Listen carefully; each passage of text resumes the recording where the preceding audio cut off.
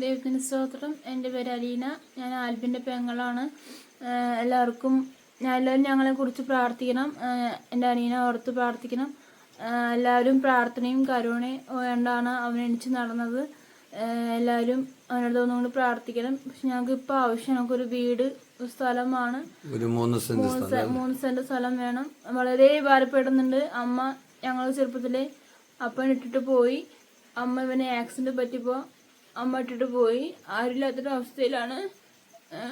ആരില്ലാത്തൊരവസ്ഥ. ഞങ്ങൾ വഴിയോർത്ത് പോകേണ്ട അവസ്ഥയായിരുന്നു. ഞങ്ങളുടെ മേമ അമ്മയുടെ അനിയത്തി ഞങ്ങളെ വന്ന് വീട്ടിൽ വിളിച്ച് വരുത്തി ഞങ്ങൾ താമസിച്ചു. അപ്പോൾ ഞങ്ങൾക്ക് ഇനിയൊരു വീട് വേണം. ഈ വീട് ഞങ്ങൾ പോവാറ ഞങ്ങൾക്ക് സ്വന്തമായിട്ടൊരു വീടില്ല, സ്ഥലമില്ല, അമ്മയില്ല, അപ്പനില്ല, ആരുമില്ല. ഞങ്ങൾക്ക് അമ്മയുടെ അനിയത്തി മാത്രമേ ഉള്ളൂ. ഞങ്ങൾ കൈവിട്ടരുത്. ഇതൊരു സ്ഥലം വീടുമ്പോൾ തരണം.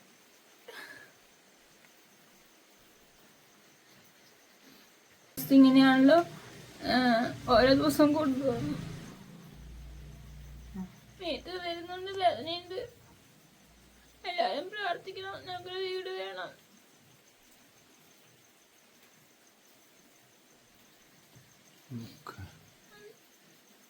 ആൽബിന്റെ പെങ്ങള് അലീനെ ഓർമ്മയുണ്ടല്ലോ അല്ലേ? ഇപ്പം ഇവിടെയൊക്കെ ആയി. ഇവിടെ ഇങ്ങനെ മുഴയായി. ഇവിടിപ്പോൾ അതെല്ലാം കൂടുകയാണ്, ഈ കഴുത്തിൻ്റെ ഭാഗങ്ങൾ. കയ്യിൽ നിന്ന് കാണിച്ചവനെ. ഇപ്പോൾ ഇവിടെ രണ്ടാമത്തൊരു മുഴയും കൂടെ വന്നു. ശരീരം മൊത്തം മുഴയാണ്. പുറവും കാൽപാദവും എന്ന് വേണ്ട എല്ലായിടും മുഴയാണ്. അത് നമുക്ക് പിന്നീട് സംസാരിക്കാം. ഇപ്പോൾ ആൽബിൻ്റെ വാക്കുകൾ നമുക്കൊന്ന് കേൾക്കാം. ഇപ്പോൾ ഇവക്ക് എന്തെങ്കിലും ചെയ്തെങ്കിലേ പറ്റുള്ളൂ. അതുകൊണ്ട് ആൽബിൻ്റെ കാലിൽ ഈ കമ്പിയൊക്കെ തുളച്ചിഞ്ഞിട്ടിരിക്കുകണ്ട.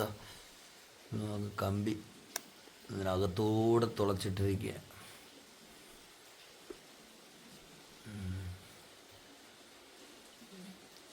ഇത് എല്ലേക്കൂടെ ഇങ്ങനെ തുളച്ചിട്ടിരിക്കുകയാണ് കമ്പി. എല്ലാ ഭാഗത്തു നിന്നും കമ്പി ഇങ്ങനെ തുളച്ചിട്ടിരിക്കുക. നമുക്ക് കാണാൻ ഭയങ്കര ബുദ്ധിമുട്ടാണ്. നമ്മൾ കാണുന്നില്ലേ, അങ്ങേ സൈഡിലുള്ള കമ്പിയൊക്കെ ഇതിനകത്തൂടെ അപ്പുറത്തോട് ഇപ്പുറത്തോട് ഇങ്ങനെ എടുത്തേക്കാണ് ആൽബിൻ്റെ കാലിൻ്റെ. ഇതൊക്കെ ഇങ്ങനെ മാംസം ഇങ്ങനെ ഇരിക്കുക. പിന്നെ മുട്ടിൻ്റെ ഭാഗത്ത് ഇവിടെ എല്ലാം കമ്പി ഉള്ളിലേക്ക് തുളച്ചിട്ടിരിക്കുക. അവിടെ എല്ലാം ഇങ്ങനെ പഞ്ഞ് വെച്ചിരിക്കുക, അവന് വേദന എടുക്കാതിരിക്കാൻ വേണ്ടിയിട്ട്. ദൈവനാമത്തിന് മഹത്വം ഉണ്ടാകട്ടെ. ഞാൻ ഒത്തിരി സന്തോഷത്തോടു കൂടിയാണ് നിൽക്കുന്നത്.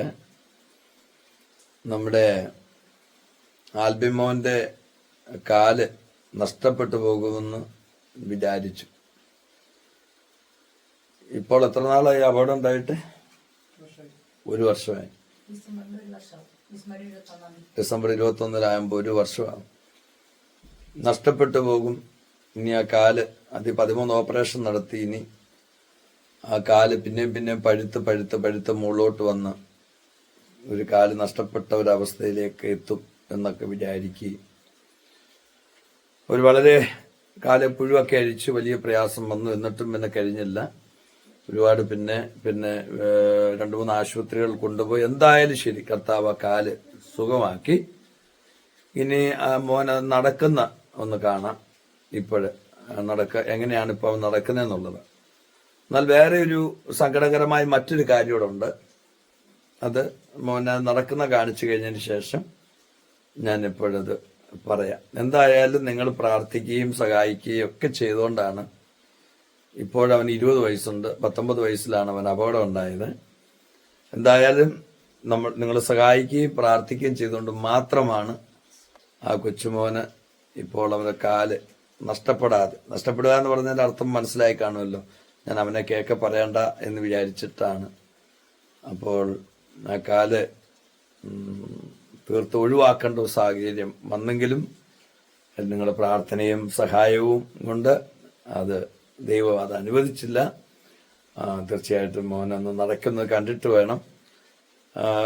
അതൊരു സന്തോഷത്തിൻ്റെ നിമിഷമാണ്. അത് കഴിഞ്ഞ സങ്കടകരമായ മറ്റൊരു കാര്യം ഇവിടെ പറയാനുണ്ട്. ദയവായിട്ട് ഈ വീഡിയോ ഒന്ന് കാണണേ. ആൽബിനെ ഇപ്പോൾ അവൻ്റെ കാല് ഇരിക്കുന്നത് കണ്ടല്ലോ.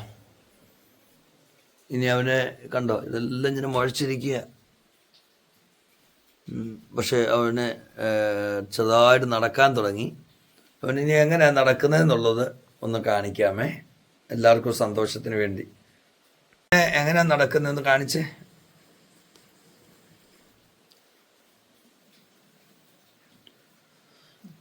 കാലിനിപ്പോൾ ചെറിയൊരു വലിപ്പ വ്യത്യാസമുണ്ട്. അപ്പം ഇങ്ങനെയാണ് അത് ഇങ്ങനെ ചെയ്തിട്ട്, ഇത് ചെറിയ ചെരുപ്പാണ്.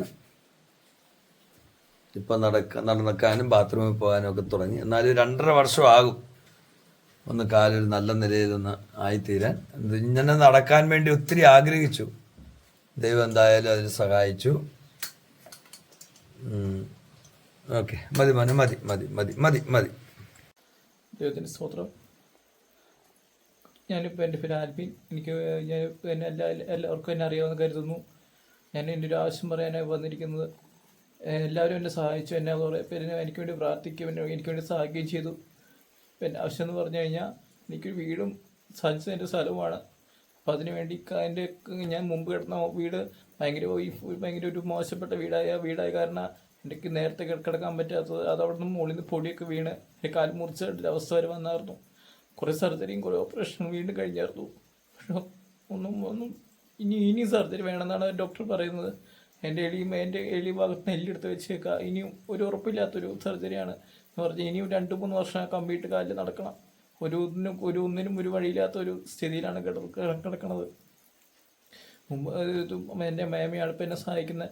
മേമനെ ശുശ്രൂഷിക്കുന്നതോ സഹായിക്കുന്നതൊക്കെ. എനിക്കിതിന് ഇത് പറ്റിയതിന് ശേഷം എൻ്റെ അമ്മ എൻ്റെ കൂടെയില്ല. അപ്പനാണെങ്കിൽ നേരത്തെ പോയി, കൂടെയില്ല ആരും. അതിനകത്ത് എനിക്കൊരു ചേച്ചിയുണ്ട്. എല്ലാവരും അവൾ കണ്ടതാണ്. അവളുടെ ശരീരത്തിൽ നിറച്ച് മുഴകളാണ്. അവൾക്കൊരു ഒന്നിനും ജോലിക്കൊന്നും പോകാൻ പറ്റാത്തൊരവസ്ഥയാണ്. എനിക്കിപ്പോൾ എൻ്റെ ആവശ്യം എന്ന് പറഞ്ഞാൽ എനിക്കൊരു 5 സെൻറ്റ് സ്ഥലവും ഒരു വീടും എനിക്ക് അത്യാവശ്യമാണ്. എനിക്ക് ജോലിക്ക് പോകാനും ഒന്നിനും എനിക്ക് പറ്റത്തില്ല. എൻ്റെ മേമയ്ക്കാണെങ്കിൽ മേമ കൂലിപ്പണിക്കും. മേമയ്ക്ക് 2 പെൺമക്കളാണ് ഉള്ളാവല്ലോ. അതിലൊരാൾ കല്യാണപ്രായമായ ഒരു കൊച്ചാണ്. അവൾക്ക് പിന്നെ ഭാവിയും ഒന്നിനും പോകാൻ പറ്റാത്ത സ്ഥിതിയിലാണ് ഇപ്പോൾ ഉള്ളത്. അവർക്കും ഇതുപോലെ അവർ വർഷങ്ങളായിട്ട് 10-18 വർഷങ്ങളായിട്ട് അവർ വാടക വീട്ടിലാണ് താമസിക്കുന്നത്. എനിക്കിതിൽ ഇത്രയും അവസ്ഥ പറ്റിയതിന് ശേഷം എന്നെ വേറെ വാടക വീടെടുത്താണ് എന്നെ കൊണ്ടുവന്നത്. അവർ ഇവിടുന്ന് 3 മാസത്തിനുള്ളിൽ ഇവിടെ മാറണം. ഒരു വഴികളും എൻ്റെ മുമ്പിലില്ല, ഒറ്റ വഴികളും മുമ്പിലില്ല. എന്നെ സഹായിച്ച എല്ലാ കുടുംബവും എന്നെ ഒരിക്കൽ കൂടി എന്നെ സഹായിക്കണമെന്ന് പറയുന്നു. ഒരിക്കൽ കൂടി എന്നെ സഹായിക്കണം. എനിക്ക് അത്യാവശ്യമായിട്ട് എനിക്ക് 5 സെൻറ്റ് വീടും സ്ഥലവും എനിക്ക് എന്തായാലും വേണം. അപ്പോൾ അതിനുവേണ്ടി എല്ലാവരും എനിക്ക് വേണ്ടി പ്രാർത്ഥിക്കണമെന്ന് പറയുന്നു.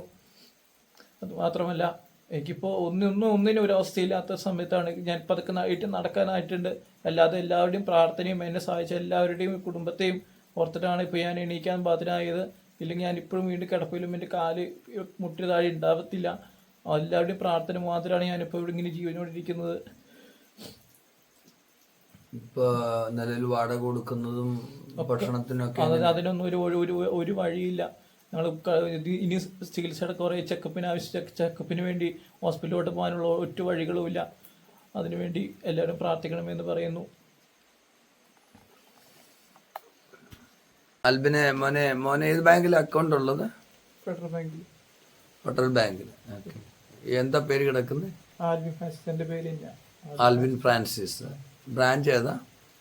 ബ്രാഞ്ച് പട്ടിക്കാട് ബ്രാഞ്ച് വരുന്നു. പ്രിയമുള്ളവരെ, നമ്മൾ ഈ കാര്യങ്ങൾ കേട്ടല്ലോ. ഇവിടെ സാഹചര്യങ്ങളെല്ലാം നമ്മൾ കണ്ടു. നമ്മളവരെ സഹായിക്കണം. നമ്മളല്ലാതെ മറ്റാരും ഇങ്ങനെയുള്ളവരെ സഹായിക്കാനില്ല. നമ്മൾ സഹായിക്കുകയും പ്രാർത്ഥിക്കുകയും ചെയ്തില്ലായിരുന്നെങ്കിൽ ഒരുപക്ഷെ ഒരു കാലില്ലാത്തവനായിട്ട് നമ്മുടെ ആൽബിൻ നടക്കുകയോ അല്ല ജീവൻ അപകടത്തിൽപ്പെടുകയോ ചെയ്യേണ്ട സാഹചര്യമായിരുന്നു. നമ്മുടെ കുഞ്ഞാലിന, അവൾക്ക് മുഖം മുഴുവൻ കൈ മുഴുവൻ മുഴയുടെ പ്രയാസമാണ്. എന്ത് ചെയ്യാൻ പറ്റും? 2 പേരും അനാഥരായി നിൽക്കുന്നു. ആ കാര്യങ്ങളെക്കുറിച്ച് അവർ വിശദീകരിച്ചല്ലോ. അപ്പോൾ നമ്മൾ ഇത് കർത്താവിന് വേണ്ടി നൽകുന്നതാണെന്നും നമ്മുടെ കുഞ്ഞുങ്ങളെ പോലെയാണ് ഇവരെന്ന് കണ്ട് നമ്മൾ മറന്നു പോകാതെ നമ്മളിവരെ സഹായിക്കണം. പ്രിയമുള്ളവരെ, നമ്മൾ നൽകുന്നതെല്ലാം കർത്താവിനാണ്. കർത്താവിന് വേണ്ടിയാണ് കർത്താവിനാണ് നമ്മൾ നൽകുന്നത്. തീർച്ചയായിട്ടും ദൈവം നമ്മുടെ തലമുറയ്ക്ക് കരുണ കാണിക്കും, നമ്മളോട് കരുണ കാണിക്കും. നിത്യത നമുക്ക് വലിയൊരു പ്രതിഫലമുണ്ട്. എനിക്ക് വിശന്നു, നിങ്ങൾ എനിക്ക് ഭക്ഷിപ്പാൻ തന്നു. ദാഹിച്ചു, എനിക്ക് ദാഹിച്ചു, നിങ്ങൾ കുടിപ്പാൻ തന്നു എന്ന് പറഞ്ഞതുപോലെ നമ്മൾ കൊടുക്കുന്നതെല്ലാം നമ്മുടെ കർത്താവിനാണ്. അപ്പം എല്ലാം ദൈവകാര്യങ്ങളിലേക്ക് സമർപ്പിച്ചുകൊണ്ട് ഈ വീഡിയോ അവസാനിപ്പിക്കുന്നു. ദൈവം എല്ലാവരെയും അനുഗ്രഹിക്കട്ടെ. ആമേൻ.